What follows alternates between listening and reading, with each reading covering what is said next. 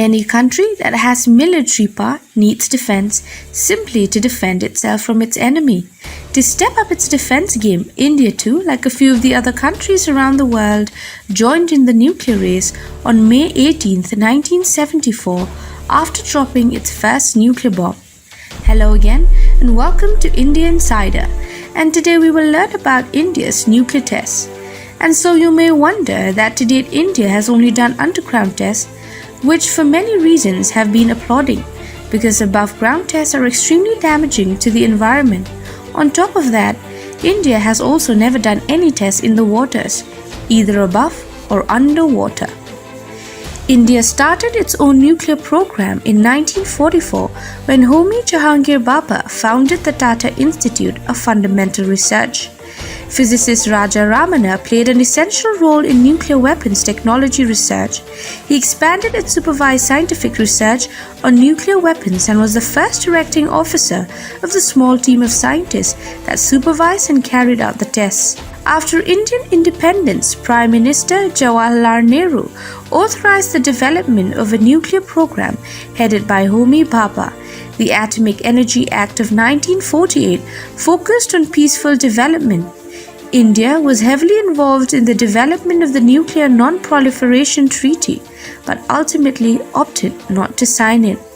Jawaharlal Nehru, first Prime Minister of India, stated, "We must develop this atomic energy quite apart from war. Indeed, I think we must develop it for the purpose of using it for peaceful purposes. Of course, if we are compelled as a nation to use it for other purposes, possibly no pious sentiments of any of us will stop the nation from using it that way." India's nuclear test consists in a pair of series, Pokhran 1 and Pokhran 2, with a total combined figure of 6 successful tests and 1 being cancelled between the period of May 1974 to May 1998. Pokhran 1 test consisted of only one detonation, called the Smiling Buddha. The test was carried out on the 18th of May 1974 at exactly 02 hours, 34 minutes and 55 seconds Indian Standard Time. It was an underground shaft type detonation and was done near Pokhran, Rajasthan, India, and was equal to 12 kiloton. However, it still remains controversial. The explosion was confirmed by US officials, with India saying it is a test for peace, but really it was a test to increase its nuclear capability. It proved to the world that India was capable of using this type of technology. On 7th September 1972, Indira Gandhi had authorized the Bhabha Atomic Research Center to manufacture a nuclear device and prepare it for a test, the Smiling Buddha, and the project was carried out in such a secrecy that besides Gandhi, only advisors Parmeshwar Haksar and Durgadhar were kept informed. Even Indian Defence Minister Jagjeevan Ram was not provided with any knowledge of this test and came to learn of it only after it was conducted. It was named as the Smiling Buddha because it was detonated on 18th May 1974, Buddha Jayanti, a festival day in India marking the birth of Gautama Buddha.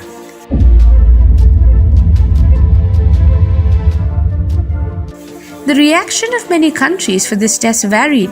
For instance, Canada was not happy because the plutonium used in the test was created in the Sirius reactor supplied by Canada. Canada concluded that the test violated a 1971 understanding between the two states and froze nuclear energy assistance to India. USA also had similar reactions as the heavy water was supplied by them. But the United States concluded that the test did not violate any agreement.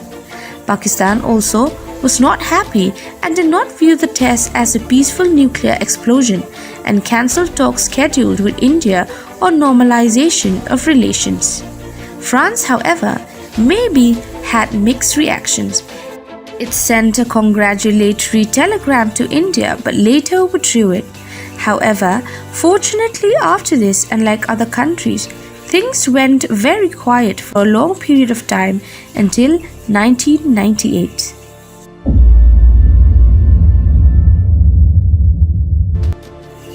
So moving towards the end of the 1990s, India had created what was known as Pokhran Type 2 bomb. Now for this device, there were 5 tests done. They were known as the Shakti 1, Shakti 2, Shakti 3, Shakti 4 and Shakti 5. There was also a 6th one scheduled, but that one was cancelled. However, all of this happened between May 11th and May 13, 1998. It was a group of 2 tests. The first group comprised of 3 tests commenced on May 11th and the second group of 2 tests commenced on May 13th. The largest of this was Shakti 1, being about 43 to 45 kilotons, and all these tests were conducted underground somewhere in and around Pokhran.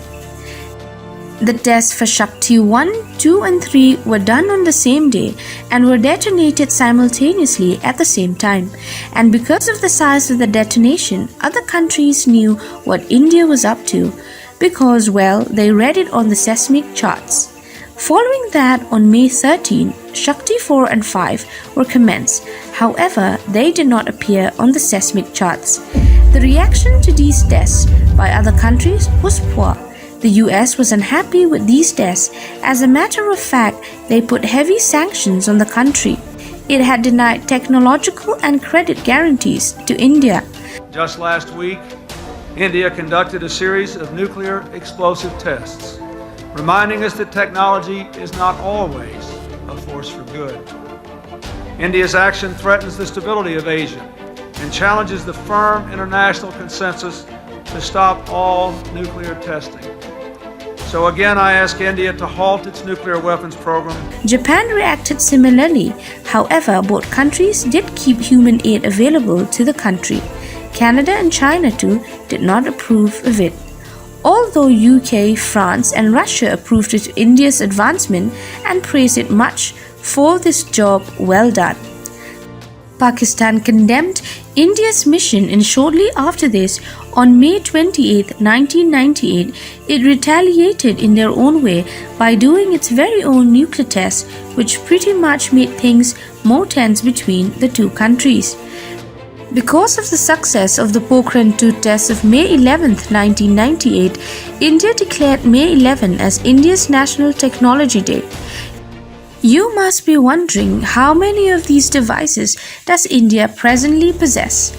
Well, unlike America and Russia that have been very open about how many actual devices they have, India has never stated anything to the public.